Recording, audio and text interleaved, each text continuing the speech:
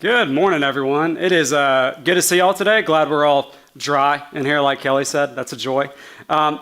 Today we are in the middle of a sermon series talking about the shift that can happen when we seek to walk in the identity given to us by God. And we said a few weeks ago that Jesus, he calls us salt and light for the world.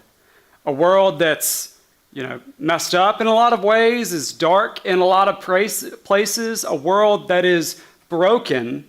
And if that brokenness has in any way extended to me and to you, and it's shaped the way that we feel, we think, we act, if that's true, then there are part of our lives that need to shift. And today, we're talking about a gift shift. And that rhymes, which is cool. Now, when I use that word gift, I'm not referring to that thing that you'll give your honey, your sweetheart, your babe, or your boo in a few weeks on Valentine's Day. And maybe they'll love that thing you give them because they love you, or maybe they'll be weirded out by you because they didn't know that you were that into them. Has that ever happened to y'all before? But when we're talking about that word today, we're meaning the things in your life that have been given to your life, not created by you, not built by you, but given to your life for your life. And you might hear someone say something corny, again, especially around Valentine's Day, something like, hey, there's only one you. I once got a Valentine one time that said, there's only one you, so will you be my boo? And my mom gave it to me. Now, but the truth in there is that there is only one person that God has created that is you. He made you individually, purposely, and specifically with special given traits, talents, energy, tools, means, gifts in the specific time you're in the specific place you're in, for the specific plan that he's inviting you into. And one of the biggest tragedies is when people go through life and they don't think that they're gifted, that they don't have anything to bring to the table at all. And I know that there's all different ways where we can understand our giftedness.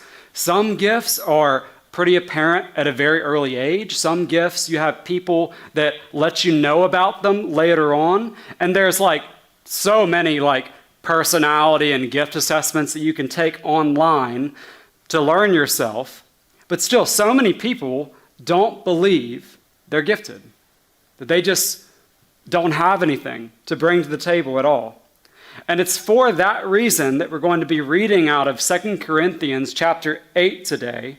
And if you have a Bible, you can go ahead and turn there. And my hope is that in these words, they can shift our idea of what my gift can be and the power of what it can do when I share it. Here's 2 Corinthians 8:1. And now, brothers and sisters, we want you to know about the grace that God has given the Macedonian churches in the midst of a very severe trial. Their overflowing joy and their extreme poverty welled up in rich generosity. For I testify that they gave as much as they were able, and even beyond their ability, entirely on their own.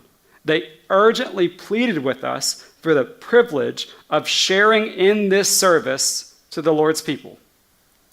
So let me tell you what's happening here. So Paul is writing to a church for them to help out another church.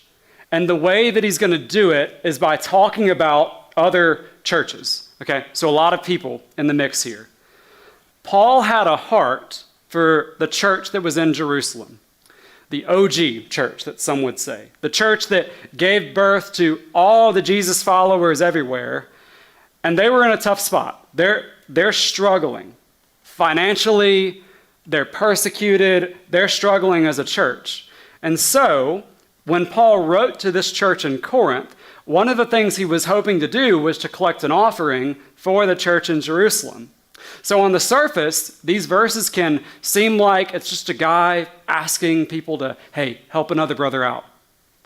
But if that's what he wanted to do, he would have just said, hey, give me your money. But Paul wants these Corinthians to understand something about themselves that could change the whole way they operated. So what does he do? He points to some of their neighbors, and he starts talking about these churches up in Macedonia. If Corinth is Birmingham, then these people would have been up in Nashville, okay? And now these people up here, just like the church in Jerusalem, they're also struggling. They're poor.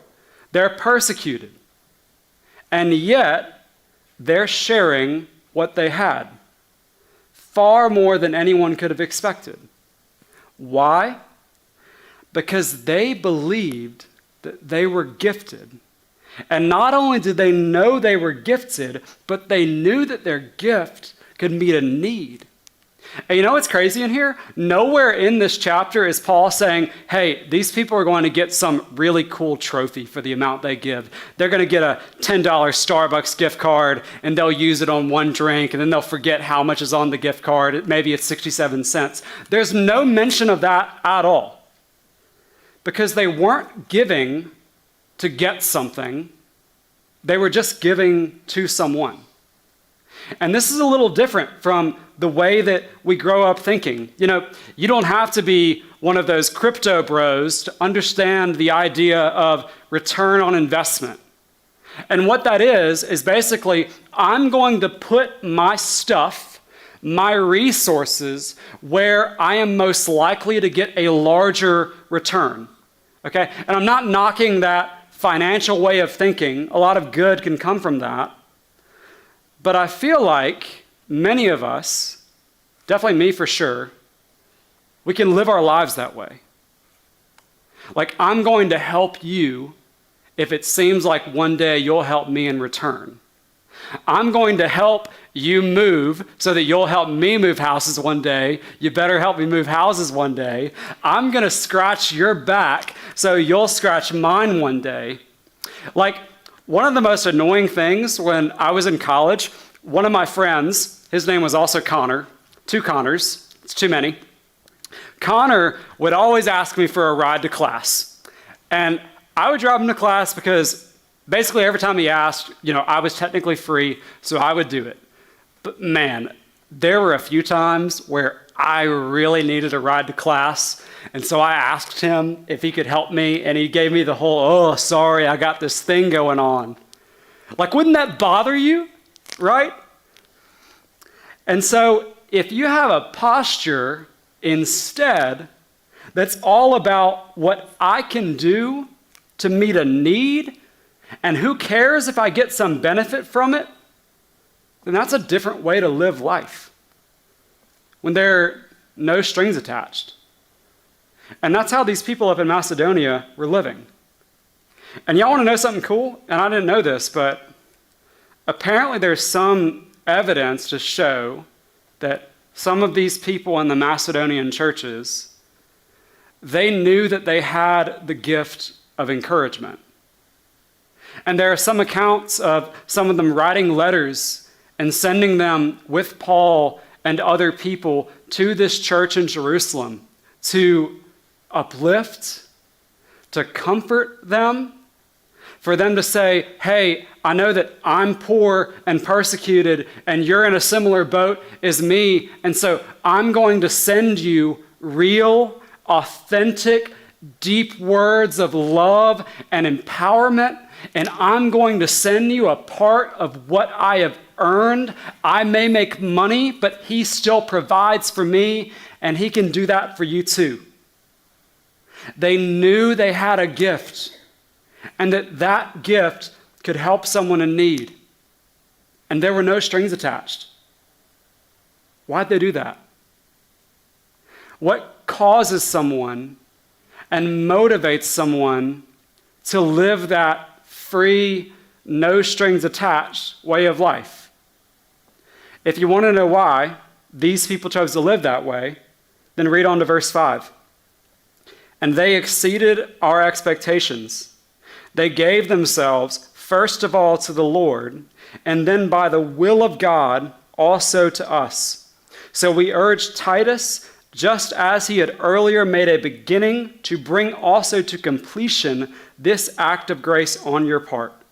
But since you excel in everything, in faith, in speech, in knowledge, in complete earnestness, and in the love we have kindled in you, see that you also excel in this grace of giving.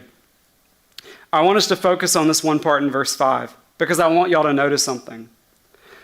Paul did not come asking this specific group of people for their gifts. The order here is really important.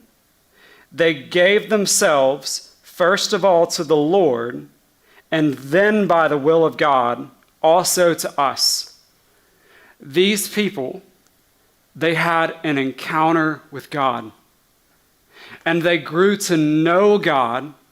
And in their relationship with God, they came to know the love of God, so much so that they turned their hearts and their steps to align with the will of God. So why then did they give above and beyond what was expected of them? And the answer to that question is really simple, and I think it's really amazing. It's not because they thought they should. It's not because they had a have to. It's not because they were required. It's not like anybody coerced them to do it.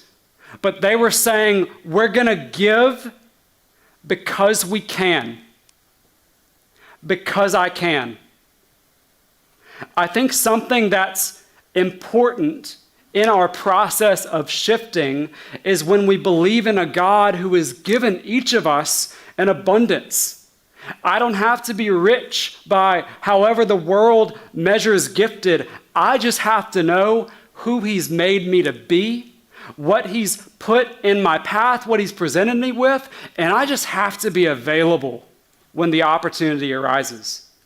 This is a mentality that says that I don't need a should, a requirement. I don't need someone to guilt me into it. I want to give to a person who doesn't have food that's in my line of sight. I want to help out the person that can't bring their trash bins up to the street. I want to help this person that is just struggling to get through this season of life to the next. And I want to do all of that because I can.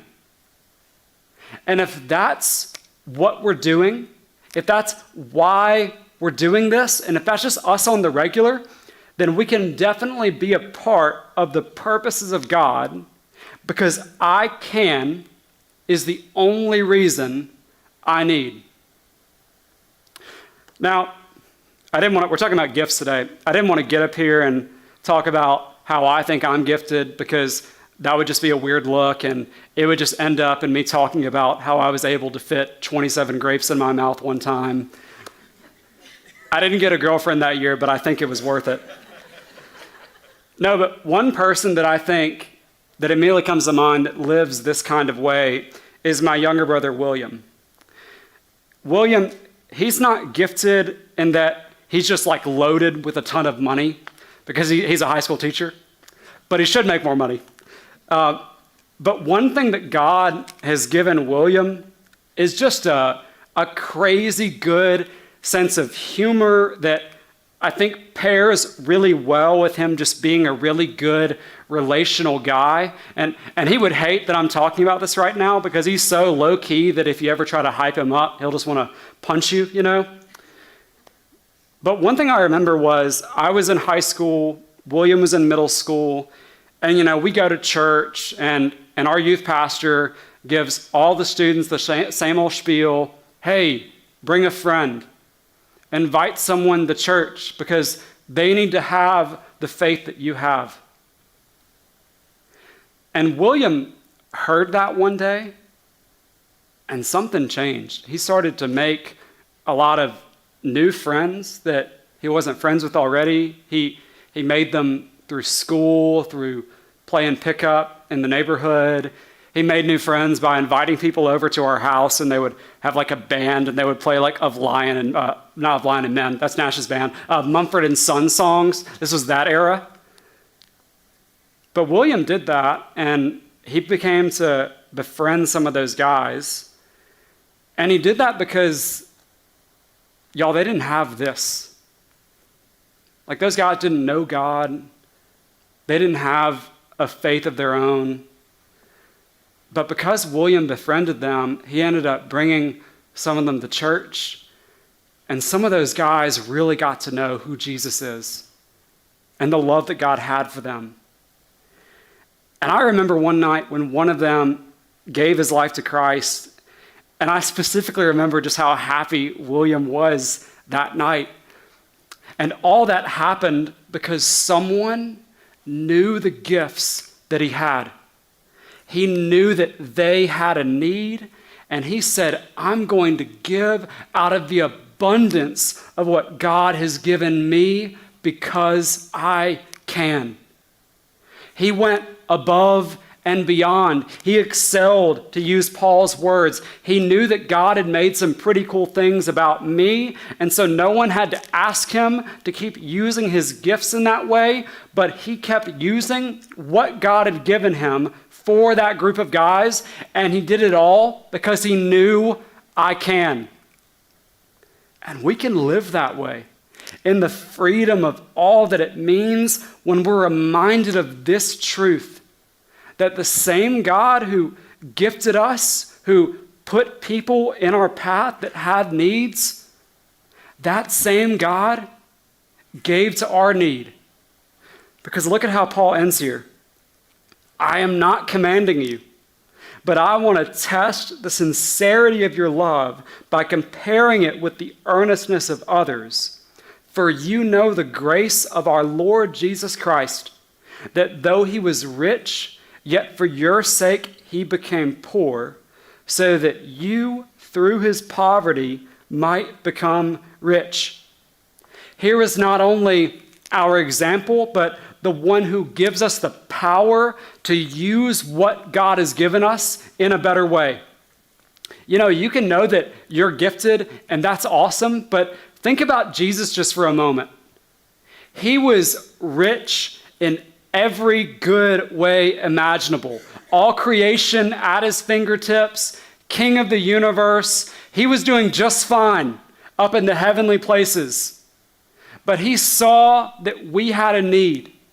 He saw that we were poor in spirit, in life, in relationship. He saw that we were poor in health, in material needs, in every single way that you have ever been poor in.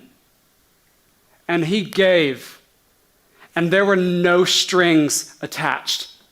Now, does Jesus ask things of those who believe in him and claim to follow him? Does he call us to a higher way of living? Yes. But hear me, everyone. Jesus did not count on any return of investment. He did not withhold himself until you checked the terms and conditions box. He did not wait to give to you. He gave it all for you. That's who he is. And you know how that love is real? Because no one ever forced his hand. There was no power on earth or in heaven that made him, guilted him, pressured him to give to you, but the I Am gave his son, and the son said yes to the Father's will with all the love that he had for us, and he gave because he said, I can. And what am I supposed to do with that? What am I supposed to do with these gifts, with these things, these blessings that he's made me to have in my personality, in my passions, in what I own, my gifts? Am I supposed to keep it? He didn't. I think he wants us to share it. If he's blessed me with a love of quality time with people, then I can reach out to this guy I'm acquainted with who's crying out for a friend.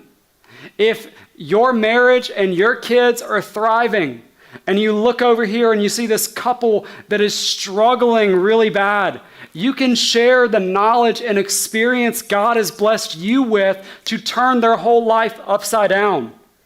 And you know why we're doing that, everyone?